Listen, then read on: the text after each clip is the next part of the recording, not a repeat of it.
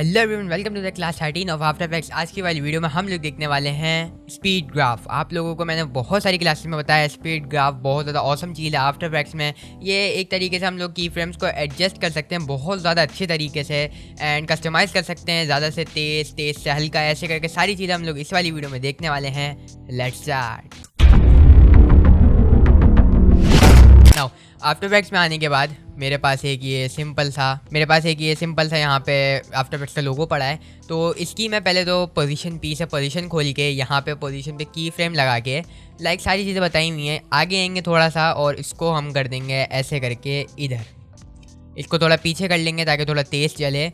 Now it's very linear, ये बहुत ज़्यादा लीनियर एनिमेशन है। जैसे कि हमने इसको मैंने एक क्लास में बताया था, इसको अगर हम पकड़ के यहाँ कर देंगे तो अब ये इतना ही चलेगा। नाउ अब अगर मैं प्ले करूँ तो ये बहुत ज़्यादा लीनियर एनिमेशन है। अब मैंने बताया था की फ्रेम असिस्टेंट, जैसे कि हम सेलेक्ट करके राइट क्लिक करते हैं, फिर ये की फ्रेम असिस्टेंट जो आता है यहाँ से हम easy ease F9 shift F9 मैंने एक क्लास में बताया था। अगर मैं ईजी ईज लगा दूंगा तो ये देखो ये थोड़ा सा स्मूथ हो गया है, लग रहा होगा आपको।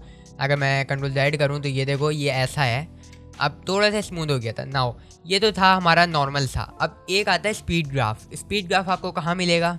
स्पीड ग्राफ आपको मिलेगा इधर, ये रहा। इसको वैसे तो हम ग्राफ एडिटर कहते हैं, बट इसमें दो तरीके के ग्राफ होते हैं। एक होता है value graph, but value graph हम लोग नेक्स्ट क्लास में देखेंगे। अभी हम देखने वाले हैं speed graph. Speed graph is important. तो अभी हम जैसे ही मैं अगर इस पर क्लिक करूँ तो आपको कुछ इस तरीके का नज़र आ रहा होगा। आपको यहाँ आ जाना है फॉल्स फॉल तो, और यहाँ से आप लोगों को एडिट स्पीड ग्राफ ही सेलेक्ट करना होगा। नाउ अब हमारा ये सेलेक्ट हो चुका है और इसमें आप लोगों को ये नज़र आ रहे होंगे, लाइक ये नज़र आ रहा होगा। तो ये हैं हमारे, ये आपको एक की लाइन नज़र आ रही है, ये देखो। अगर मैं इसको नीचे करूँ तो ये देखो मेरा कुछ ऐसा सा बन जा रहा है। अगर मैंने इसको ऐसे कर दिया, अगर मैं प्ले करूँ तो ये देखो तेज़ से हल्का हो रहा है ना, डिफरेंस आपको पता चल रहा होगा। मैं इसको दोबारा से कर दूँ। अब हम ज़रा वापस आ जाएं, जैसे इस पर क्लिक करोगे तो ऑटोमेटिकली वापस आ जाओगे ना। मैं ज़रा इस पर जो ना और भी रोटेशन वगैरह पे भी लगाना चाह रहा हूँ, तो मैं R दबाता हूँ यहाँ पे और रोटेशन खोलता हूँ। यहाँ पे की फ्रेम लगा के रोटेशन पे यहाँ पे आके मैं इसको कह देता हूँ 1 राउंड कंप्लीट करे। यहाँ आने से वैसे यूँ करके ये यहाँ आए लाइक दिस। मैं इसको थोड़ा सा पीछे ही कर दे रहा हूँ इवन दो ये पहले हो जाए लाइक दिस। अब अगर मैं इसको सेलेक्ट करके ग्राफ एडिटर में जाऊँगा, बट याद रहे कि की फ्रेम सेलेक्टेड हो, सारे के सारे की फ्रेम्स को सेलेक्ट करके ग्राफ एडिटर में जाओ ना। अब आप लोग देख रहे होंगे, ये आप लोग को पता चल रहा है यहाँ से जो पोजीशन के हमारे की फ्रेम के हैं वो कुछ ये लाइट पिंक कलर के हैं, ये वाली लाइन है। और जो रोटेशन की आ रही है वो है ऐसी ब्लू टाइप के, लाइट ब्लू टाइप के कलर की, ये जो कि नीचे आ रही है। अभी आप लोगों को पता है जैसे कि ये बहुत ज़्यादा ही लीनियर चल रहे हैं, तो देखो लाइनें सीधी हैं, लाइन्स का इसमें होता है।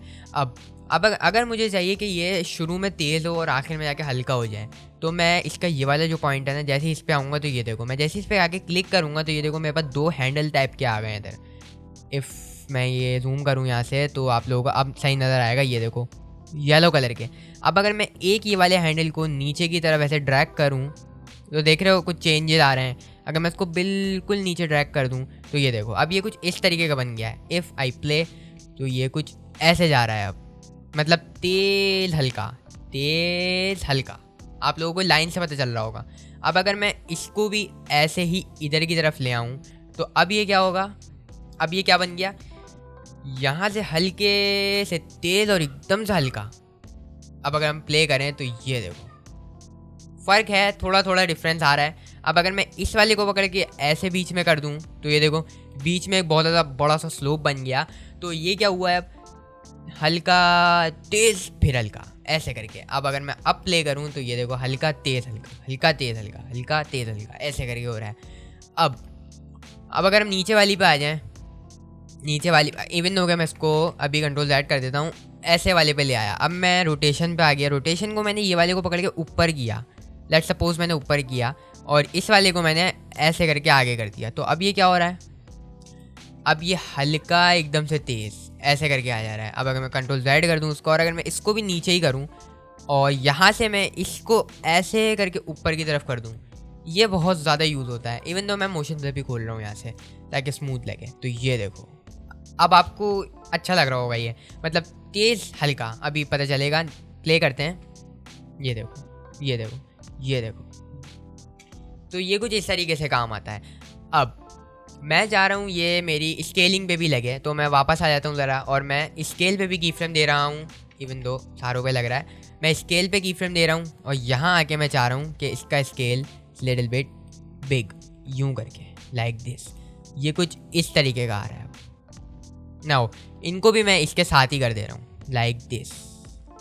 अब इन सबको पकड़ के की फ्रेम्स को पकड़ के चलते हैं ग्राफ एडिटर में, एंड आप लोगों को नज़र आ रहा है ये स्केल का एक हमारा छोटी सी यहाँ नीचे लाइन आ गई है। अब अगर मैं इसके हैंडल को पकड़े, छोटी हो गई है बहुत ज़्यादा, इसके हैंडल को पकड़ के मैं ऐसे कर दूँ ऊपर की तरफ, तो ये भी वही हो गया।